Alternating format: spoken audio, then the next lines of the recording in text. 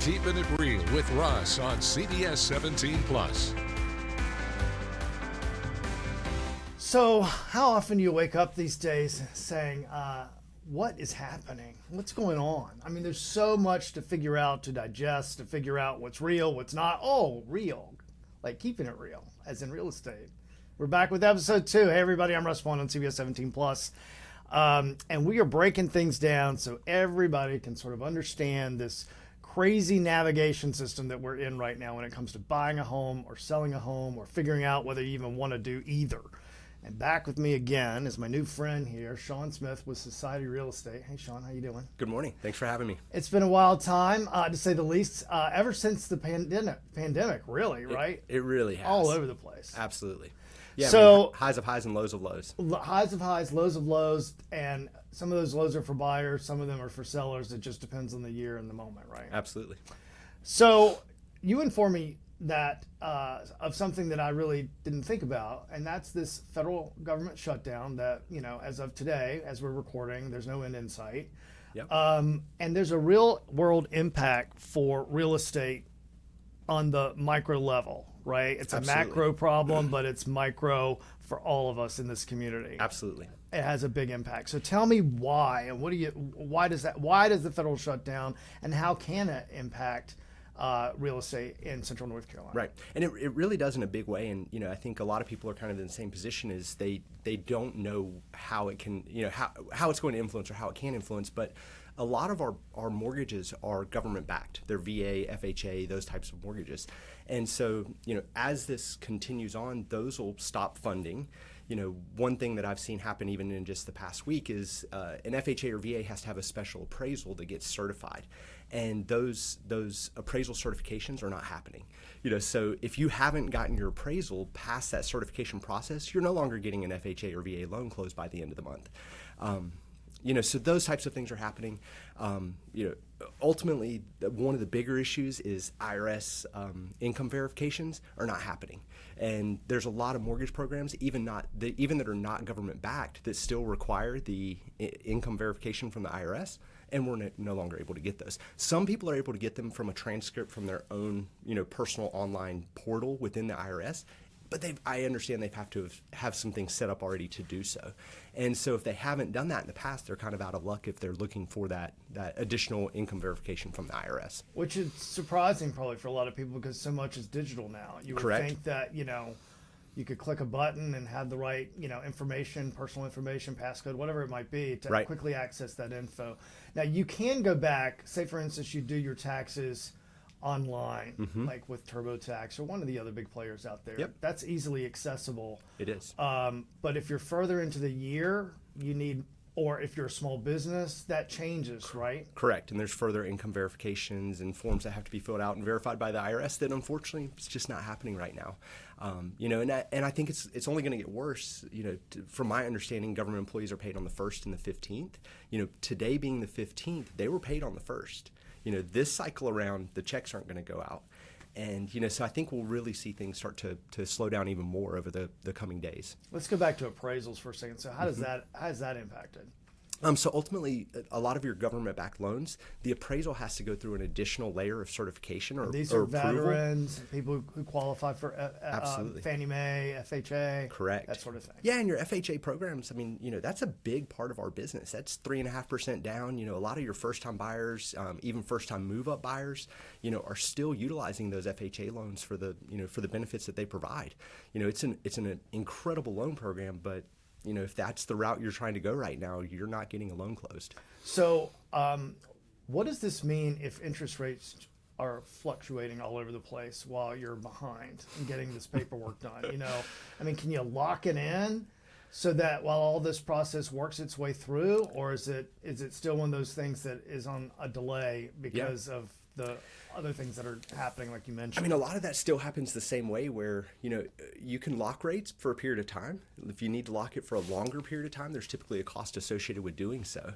You know, and so that's a new thing that people are also having to juggle of like, do I spend the money to lock a rate now when I foreseeable may not be able to actually close on the home, you know, when I'm, you know, was told that I could close on this home. Have you gotten any sense in terms of, and it's still, you know, even though we're now heading into the third week of the shutdown. Yeah. What type of time delay are we talking about? Days, weeks? Right now I have loans that are already a week behind that we're week by week filing extensions, another week just to see what happens, what's going to happen in a week, what's going to happen in 2 weeks. Like I said, we have loans that are there's no end in sight as to when it's actually going to close. So there's things that are out of our hands. And here's another real world impact as the seller, right? Let's Absolutely. say that I have a new job and I've got to report for duty in another month. Yeah. And now the house isn't sold and I need that cash. Yep. Or you've already bought another home. You've already moved into another rental. You've already moved to a new location. You're not here to manage this process anymore. It can really cause a lot of issues. And you're still having to pay that mortgage that you were ready to get rid of, right? Right. Where are interest rates right now? They honestly haven't changed much since we were, together a month ago.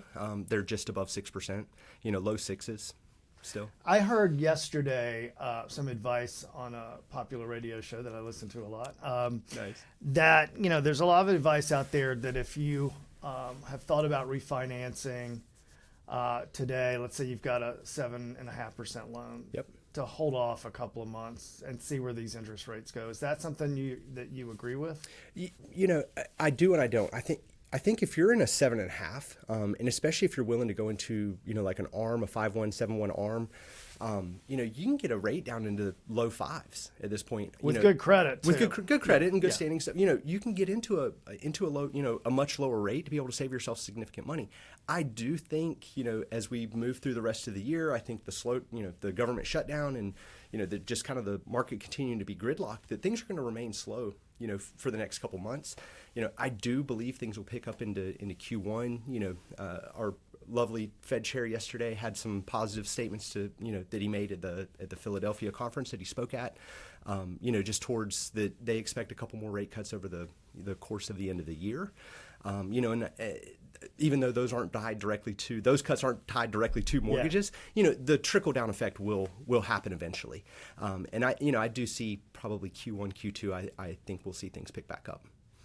What are you telling your clients at this point in terms of these delays to be prepared for? What can they do to just sort of mind the time or even be more prepared just in case there is a rate change and you get 2 months behind, 3 months behind? Let's hope it doesn't happen, of course. Right. I mean, honestly, it's day by day. It literally is day by day. We're getting information day by day. We're trying everything we can to get these loans closed, seeing if the lenders will make exceptions, seeing if we can get anything from the IRS or, whatever it is that's holding it up, we're trying to find solutions around it. So it truly is. We're managing it on a day by day basis. I want to talk too a little bit about commission. Yeah. Because there was a lot of news, about this earlier in the year, last year, as this was occurring at all. Maybe you can give us a little background easier than I can on why the commission structure changed, at least to get to the point of getting paid for selling a home. Right.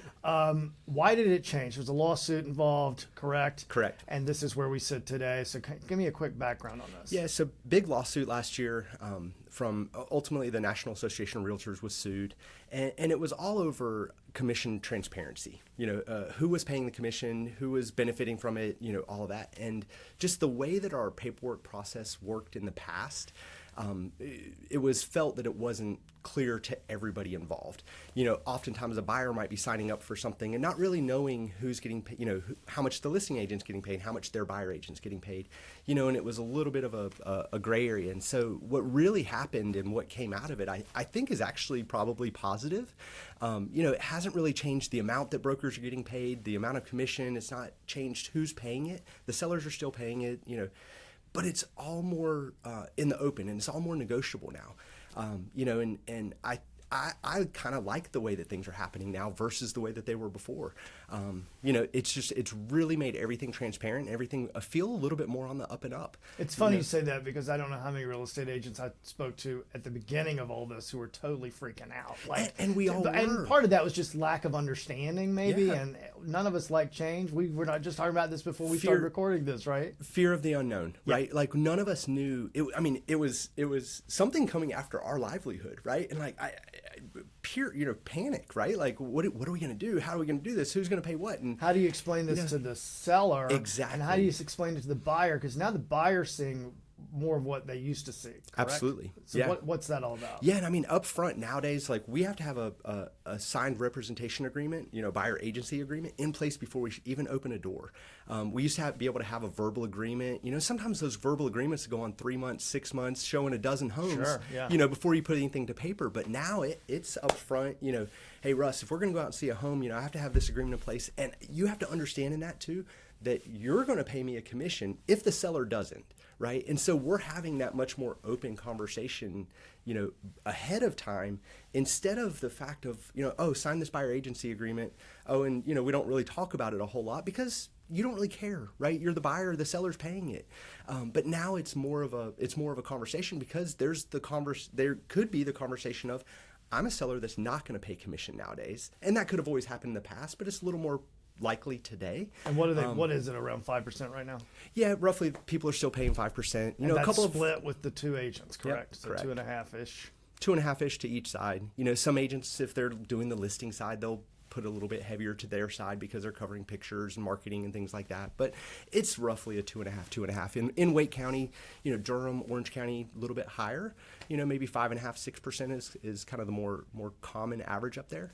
But man, things really haven't changed. It's just the transparency around it has changed. Have you had a situation yet for yourself, or have you heard of situations where sellers just don't end up paying and the buyer is the buyer on the hook? They are. So if a seller doesn't pay and you still want to have brokerage representation, it could come down to the buyer's going to pay the commission. I've only heard of a handful of cases. And, oftentimes it's a big negotiation already, that led us there to get there anyways. And so it was kind of would it have happened on any other deal? Probably not. It was a unique circumstance that led us there. And so it's not commonplace. What's commonplace is really it's being done the same exact way with just a little more transparency. We're going to take a quick break, Sean, and I want to talk about where people are willing to go and how far they're willing to drive these days. Yeah. I bet you're seeing a big shift. Big shift. All right. We'll be right back. Keepin' It Real with Russ on CBS 17 Plus. Everybody, Russ Bowen back here with my friend Sean Smith with Society Real Estate. We were just talking, Sean, about the shutdown and the major impact it's really having on people selling and buying in Central North Carolina. We talked a little bit about the commission structure because, for many people it's a head scratcher. Yep. Especially folks who aren't really into math like me. Right. So thanks for breaking that down. And the lovely thing about a podcast is if you don't understand what you just said, we could always rewind and go back and listen Absolutely. again, right? For sure. I want to talk about inventory. There's a lot of inventory out there, and there may be a bit more in the coming months if we can't get this shutdown situation fixed. Absolutely. Now, I was looking at inventory in surrounding counties and what's selling in smaller rural counties and those that maybe not even necessarily directly our neighboring county in Wake or Durham or Orange, but perhaps one more county over. Yep. And that's where I'm seeing the 250 and below selling. Absolutely. Are these people who are working in Durham, working in Raleigh, working, as someone, a fireman or someone with the police department in some of these cities, and they're making a commute? Yep. These days? They are. I mean, I think if you ever travel on, US 1, 440, 64, any of the major thoroughfares coming in from our outer areas, you travel into town at 7:30 to 9 o'clock in the morning, and you travel back out of town at 3:30 to 5 o'clock or 6 o'clock, and it's noticeable. There's just a lot more people traveling to and from those locations these days. So are they just like making calculations on, all right, how much gas is it going to cost for me to get back and forth? They are. And then there's the time you have to think about, is it worth the extra 30 minutes on the road each way? Yep. So my family of 4 can have a yard and some privacy, or an extra room, a garage, all these things that really do make a big difference in terms of quality of life, right? Yeah, and I mean, for some people, it's even as drastic as, I can live in downtown Raleigh and rent, or I can move to Wendell, Zebulon, Spring Hope, and now I can own.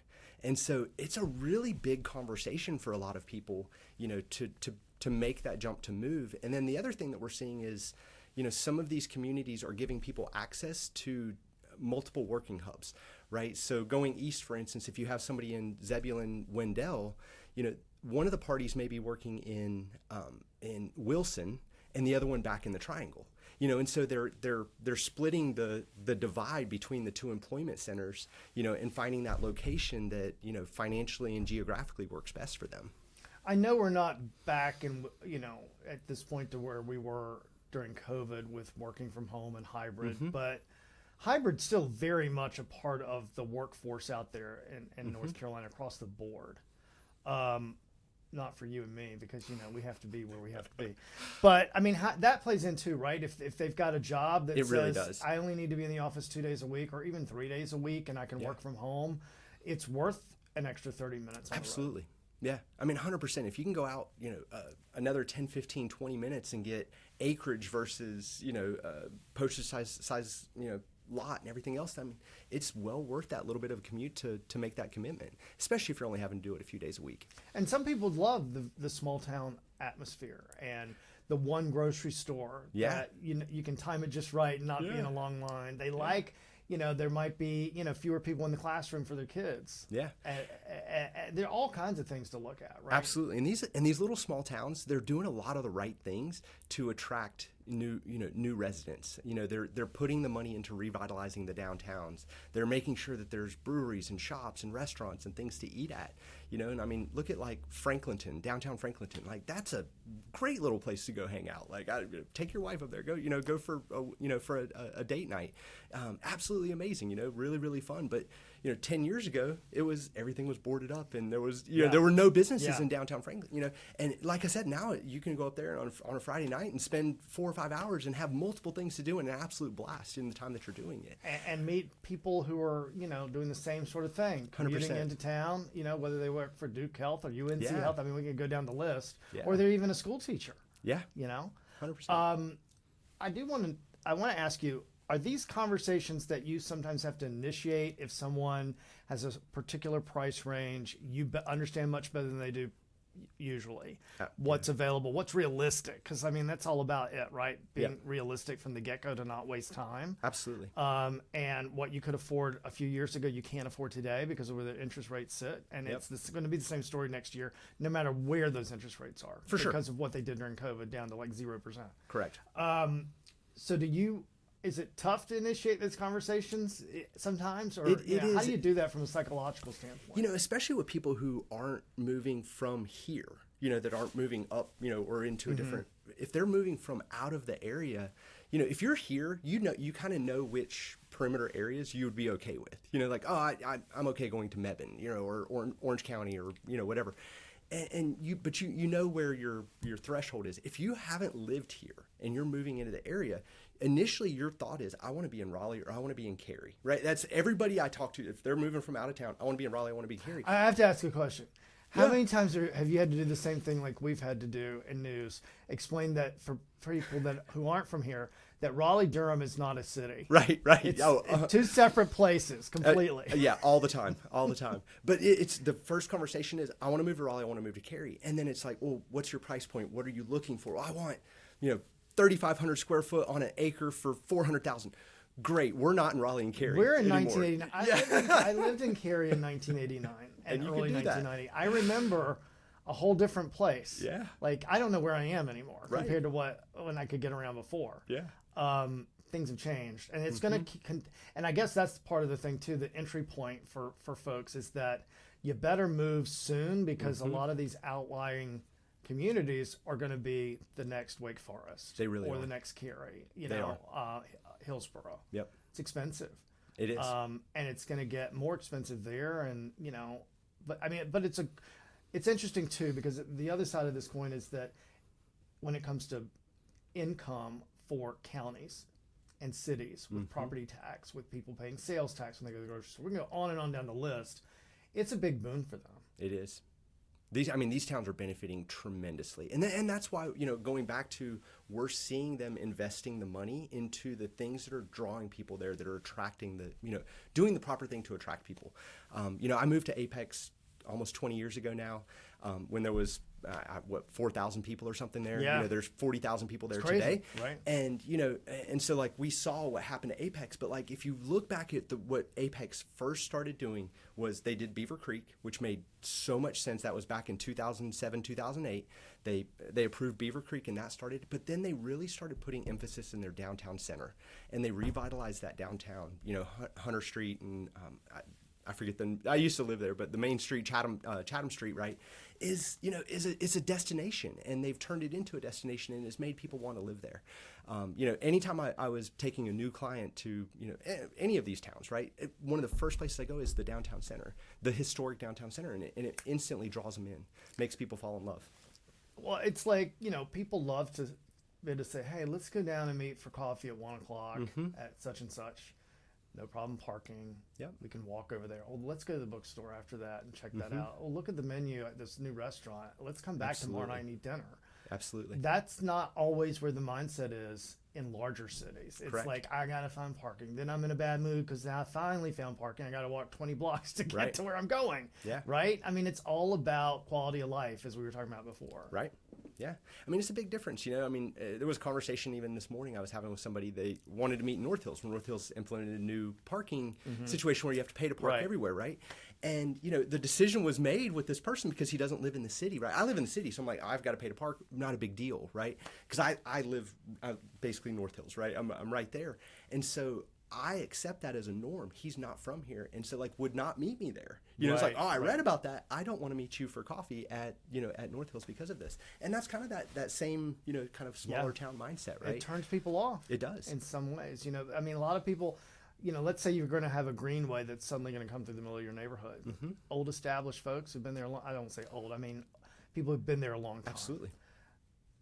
Sometimes they're not very welcoming. Yeah. For that, because they're used to what it is. Yep. And then, but if you're from an area that's more urban and that's everywhere, that's what they want. Yeah. So, it's sort of a catch-22, I think, when you're talking about planning and figuring out, where to spend money, whether you're a municipality or county. Yeah. 100%. I looked at your inventory, and you do represent, clients who are out in some of these smaller counties. I do. What are you hearing from sellers in the smaller counties? We talked a lot about buyers. What are sellers telling you? Why are they selling? Are they moving to another location? Are they trying to downsize? What's the biggest push there? Right. We talked a little bit last time I was here. The market is truly in a bit of a gridlock kind of state where really the people who are still buying and selling are the people that have to. It's a job relocation. It's a death in the family. It's a divorce. It's the kind of a lot of times it's the unfortunate circumstances that we have to deal with in life that are causing people to buy and sell right now. The people who have the option, unless something just really piques their interest of, I have just absolutely fallen in love with a house and I'm willing to do whatever it takes to get that house, they're not moving. They're not making that decision right now. It's interesting, and I haven't thought about this until you just brought this up, but it's very similar to what's happening in the job market, right? It is. I mean, we're seeing this all over the country, including right here. Yeah, we're that gridlocked. If you leave, you're likely going to have to account for some time or put into, think about the fact it's going to take longer than normal to find a job, because even though there may be postings, they're not hiring. Right. A lot of I'm places. hearing 3 to 6 months. Yeah. And then is the time to find a new job today. But you're you're also not in threat of losing your job. Right. So it's the same with the housing market, right? It's like, look, we don't have to sell. We don't have to move today. Yep. Let's ride this out, because if we put it on the market, it may take a while to sell it. And then it's going to take a while to find something. And then we're going to pay more than we wanted to pay. At a higher interest rate than we want to pay. Exactly. Yeah. But in the meantime, you still got to make a living. Right. Yeah. Yeah. So are we still where we were when we talked about a month ago about what's selling and what's not? The price points. Where is that right now? Yeah, I don't think much has changed there. We're still seeing a lot of activity in the lower price points. The lower price points are unfortunately a little more affected by the government shutdown. So that's where we're seeing our biggest delays in closings. And then we're still seeing that kind of midpoint of the market that 500 to 1.1, 1.2 is just kind of stale. Not a lot going on there. And then, especially with Parade of Homes over the last couple of weeks, you've seen a big pickup in the very high end. We were seeing a little bit of cooling there, but I'd say, And historically, every year the Parade of Homes does it, right? You get thousands and thousands of people into these, just gorgeous homes that the builders have done such a great job with, and and it piques people's interest to want to go buy something. And so we have seen a bit of a pickup in the upper end of the market here last few weeks. So I can hear everybody yelling at me on the screen right now, wanting me to ask this question: who are these people? Who's paying $3, $4, $5 million? Is it the players with the Hurricanes? Is it tech? What is it? I mean, who is out there that has that kind of money to do this? There's a lot of money here, Russ. It's funny. It's astounding. I got into a conversation about this last night. Somebody asked me the exact same question. And a lot of these people that are buying the $2.5, $3 million, $5 million homes that are now becoming commonplace, right? Like, and this wasn't commonplace in Raleigh years ago. They're the people that, 12 years ago, 15 years ago, bought a $500,000 house. Then they bought a $800,000 house. And they're just rolling the equity every single time. And after 3 or 4 purchases, now they're selling their $1.8 million house in one location to buy the $3 million house in this location. And, so it's a lot of it has been the appreciation of real estate over the years. And then we just have such a high level of companies here, and the management of those companies also lives here. And, those are the people that are in the higher pay grades, and, the overall triangle ends up benefiting from it. And then you have the folks who lived in California and Silicon Valley, also sold a $5 million house, which was 25 square feet probably. Yeah. And they're like, oh, I got all this extra money, so let's just dump it into something 10 times as big. Yeah. And then they come here and, like you said, they moved from their 25 square foot house that was $2 million, and they come here and they're able to buy a 5,000 square foot house for $2 million. Yeah. And so they're just able to buy a lot more house. But the same thing, they're bringing the equity that they had elsewhere. And especially, just even in the last 5 years, the appreciation that we saw in real estate, if people are willing to tap into it, they have a lot of equity. And it's so fun. Like, I definitely get in that rabbit hole where I will go through a neighborhood and see what the list and see what it sold for when. Yeah. And how that equity has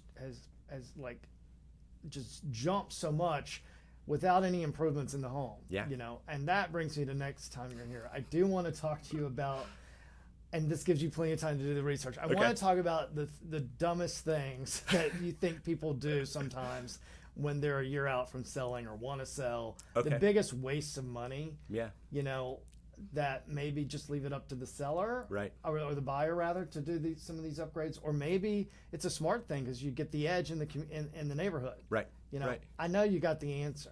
Oh, I'm sure. There's both sides of that coin. Yeah, I can't wait to hear, and I want to know if one side is weighted heavier than the other. Absolutely. Sean, it was great. I appreciate you being here so much. I appreciate you making that long commute from North Hills, that whole 3/4 of a mile. Yeah, it's long. Thank you for having me. Yeah, absolutely. We'll see what big news breaks too on the shutdown front. So maybe we'll have an update on that. Fingers crossed, right? Thank you guys for watching this again. Again, we are keeping it real right here on CBS 17 Plus. I'm Russ Bowen. See you later. Keepin' It Real with Russ on CBS 17 Plus.